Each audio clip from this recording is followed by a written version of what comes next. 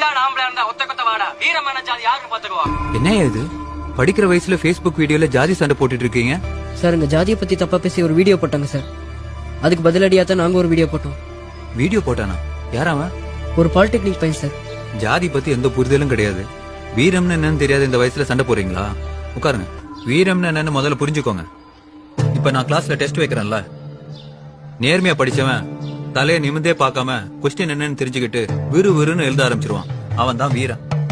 ஒண்ணுமே படிக்காதவன் நம்ம என்ன எழுதினாலும் ஃபெயில் ஆயிருவான்னு தெரிஞ்சு பேரை மட்டும் எழுதி பேப்பரை மடிச்சு கொடுத்துருவான். அவன் தான் கோலை. இந்த அறகுறையா படிச்சுட்டு பிட்டை வச்சுக்கிட்டு அடுத்தவன் பேப்பரை எட்டி பார்த்து பாஸ் ஆயிடலாம் நினைக்கிறவன் தான் பாசாங்காரன். தனக்கு எதுவுமே தெரியாதுன்னு சொல்லி ஒத்துக்கிற கோலையிட்ட இருக்கிற நேர்மை அந்த பாசாங்கத்தனம் பண்றவங்க கிட்ட இல்ல. உண்மையை ஒத்துக்கிறதுனாலயே கோலை வீரனா மாறதுக்கு ஒரு வாய்ப்பு இருக்கு. ஆனா தன்னை நேர்மையானவனா காட்டிக்க நினைக்கிற பாசங்கக்காரன் ராஜதந்திரன்ற பேர்ல தன்னை சுத்தி இருக்கிற எல்லாரும் ஏமாத்திட்டு இருப்பான், நான் உட்பட. நேர்மையா இருக்க முடியாம சூழ்ச்சி பண்றவங்க தான் அது ராஜதந்திரம் சொல்லிக்குவாங்க. களவாணித்தனத்துல என்னையா ராஜ களவாணித்தனம்? இந்த 3 வகையில நீ எந்த இடத்துல இருக்கன்னு உன் மனசை தொட்டு நீயே கேட்டுக்கோ. இந்த 3 டைப் ஆட்களும் எல்லா ஜாதியிலுமே இருக்கிறாங்க.